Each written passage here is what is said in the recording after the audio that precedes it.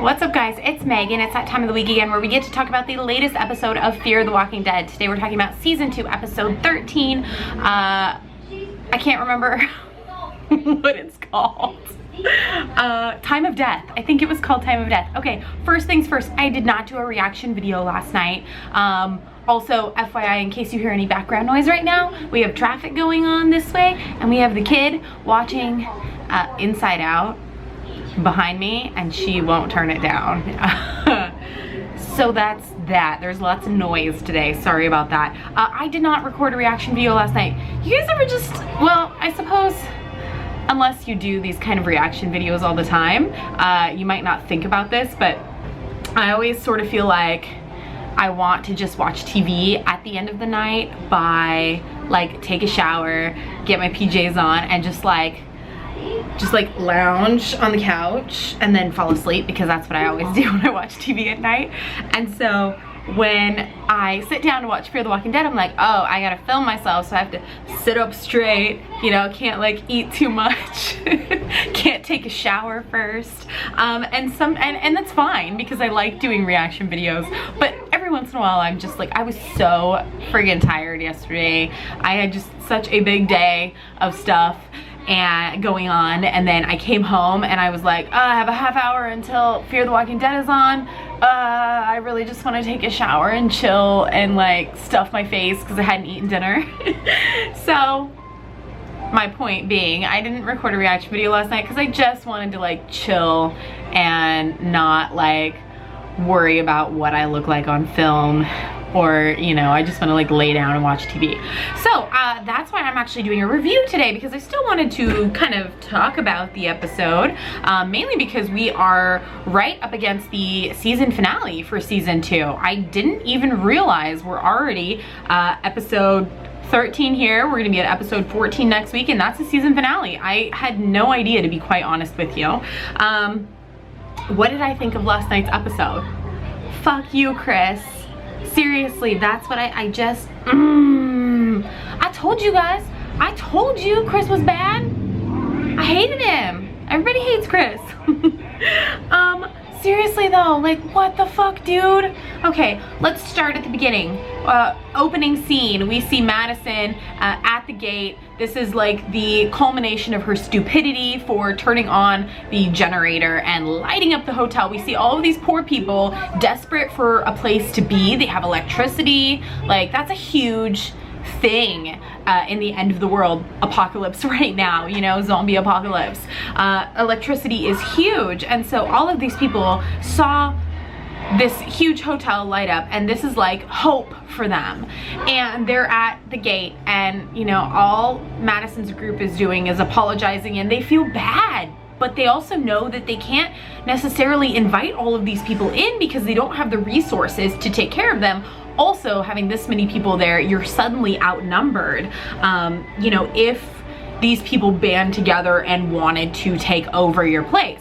So, you know, you kind of have to be careful. And we see Travis show up. You know, at the end of the previous episode, we saw Travis see, you know, the signal, the bat signal, and he was interested, and he just, you know, fate brought him there apparently, and brought him and Madison back together. And then we literally take an entire episode to find out that Chris and Travis parted ways. And I just, I already like hate Chris enough, so I didn't really enjoy seeing an entire episode of him just being an asshole, you know? I like Travis for the most part.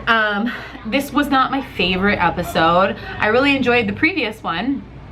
This one was alright. I didn't hate it, but it was, you know, it wasn't one of my favorites. And especially the entire time I'm going, just like, friggin' hate you so much, Chris. Like, that's pretty much what I was saying the entire episode. So, you know, we kind of get like a, not really a flashback, but you know, Madison is questioning Travis, like, what happened to Chris? And rather than him just explaining to Madison, the writers have decided to show us, you know, go back just a little bit in time and show us what happened and why Chris is not there. And so we get this flashback, per se, that of Chris. and the boys. I don't even know all their names because I don't fucking care. I know one was Baby James, I think Troy or something. I don't even know. I don't know because I don't care because these people are so stupid. But they're having a good old time. They don't feel bad about killing the farmer, the guy who owned the place. They don't feel anything. We see Chris talk about how he doesn't feel any remorse. We hear a sad story about him being bullied in school and him kind of twisting the words Travis always said to him, you know, try and fit in, try and blend in, you know, and he's taking that and twisting it and justifying his actions in this new world.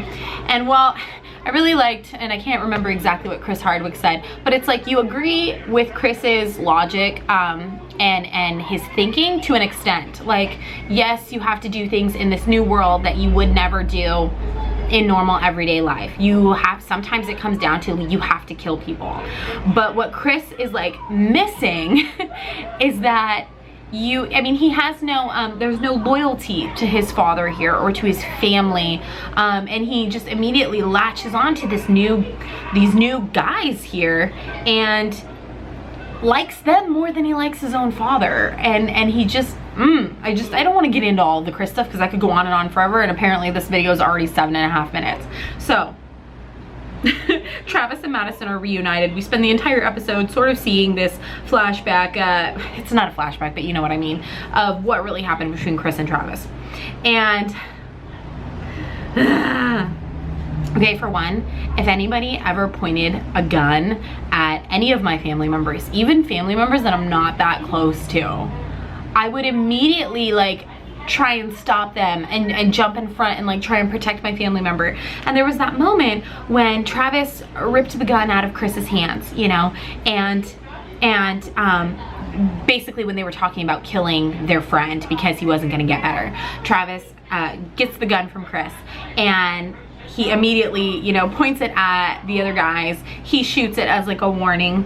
The other guys raise their guns, and it's like this standoff. They're pointing guns at each other, and Chris is very clearly on the other guy's side. He's not on his father's side. He's pretty much like, Dad, what are you doing?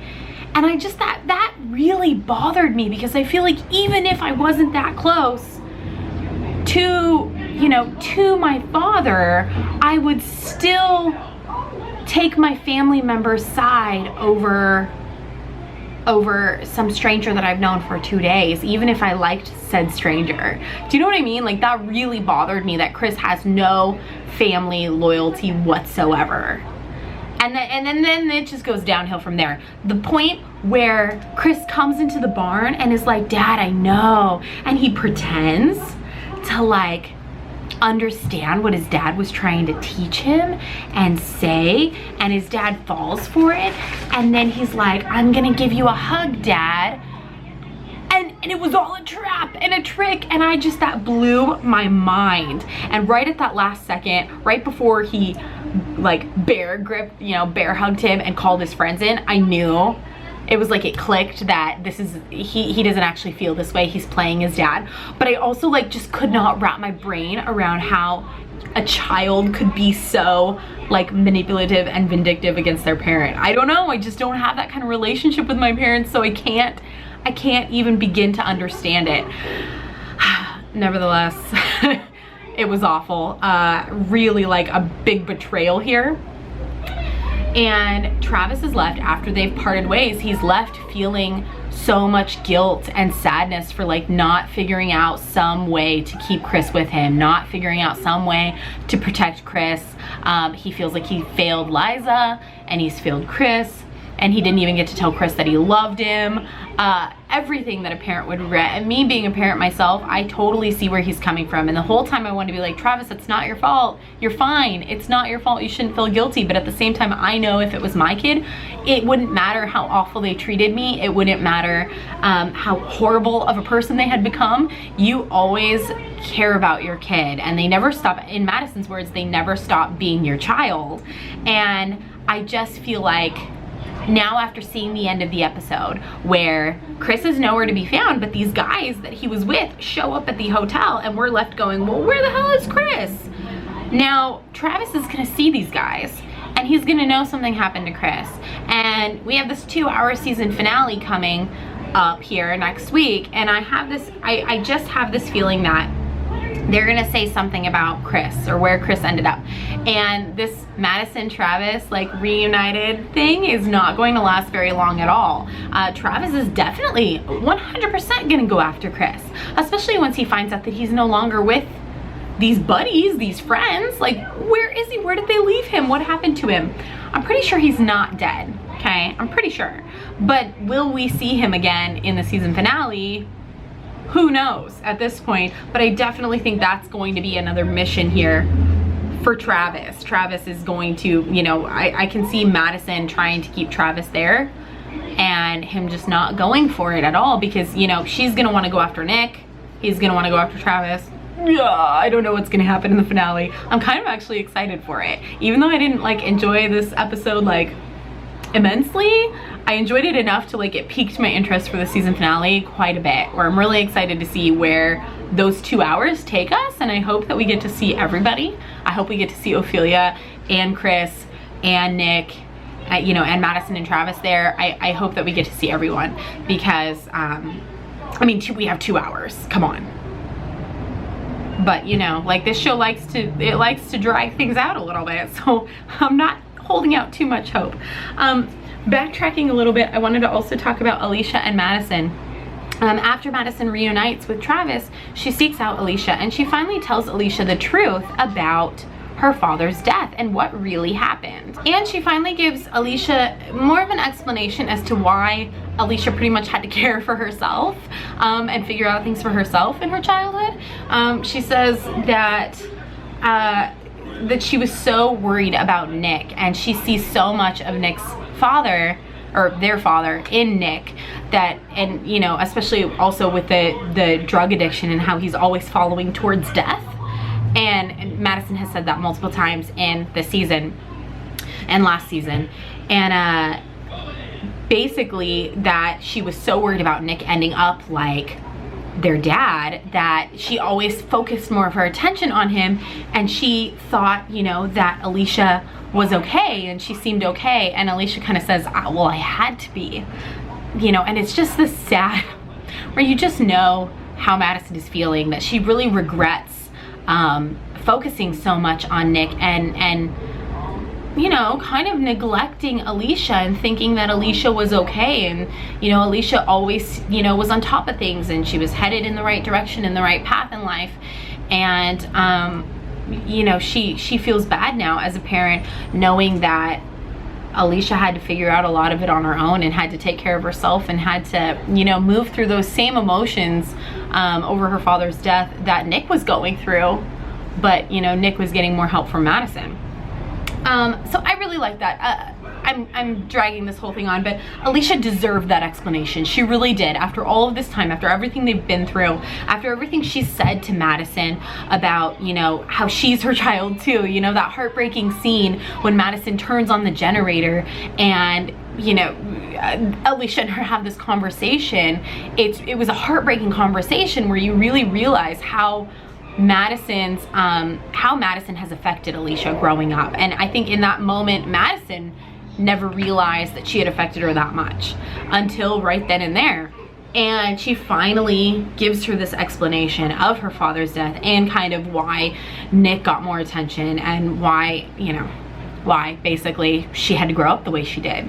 And she deserved that, and I'm really happy that they had that moment. That was really nice that they put that in there for us. So all in all, I'm actually really excited for the season finale coming up. Let me know what you guys thought of this episode in the comments, and tell me what you guys think is gonna happen in the season finale. Whoa. Now, I just have to say, I cannot wait until season 3 of Fear the Walking Dead, because we heard that we will finally find out what happened to Daniel in season 3. We're not going to find out anything in the season finale about him. Maybe I'm kind of hoping they might like hint towards something, like hint towards it, like maybe at the very end of the episode or something, but I'm not gonna hold out hope for that. So but the showrunners, I think the showrunner, God, you guys, I'm terrible with names, but I read an article basically at the end of the first half of season 2 that said that we would find out Daniel's fate for sure God, the TV is so loud. We would for sure find out Daniel's fate in season 3. So I've gotta stick it out. You know, as much as I have like this love-hate relationship with this show, I'm totally gonna stick it out, right? Because for one, I have to know what happened to Daniel. Still crossing my fingers that he's alive because he was my favorite. But now that, you know, it does not seem like our group is all going to meet back up in this season finale. So it'll be very interesting to see who does meet back up and who still continues on their way. I mean, we still have Ophelia heading to New Mexico. She's like on a mission. And we have Nick and the Colonia. That's a big thing because the bad dudes from the supermarket finally found them. So that's gonna be kind of a huge thing. Kind of wondering if they're gonna run them out of that Colonia and force everyone out. I don't know. Bad news. You know, and then of course we have Chris that we're still wondering about. So, oh, you know, and I did fail to mention this. I wanted to mention it. They did eventually let all of the people at the gate into the hotel, and they're kind of trying to process them. Almost reminded me of like an immigration camp there, where they're bringing them in, checking them out, making them live down in the garage, for starters. But I don't know that that's gonna go over that well. One of the guys that is in the hotel, I can't remember names. I don't put that much effort into remembering names in this show because part of me just doesn't care that much. You guys know I'm better at remembering names in The Walking Dead than this one.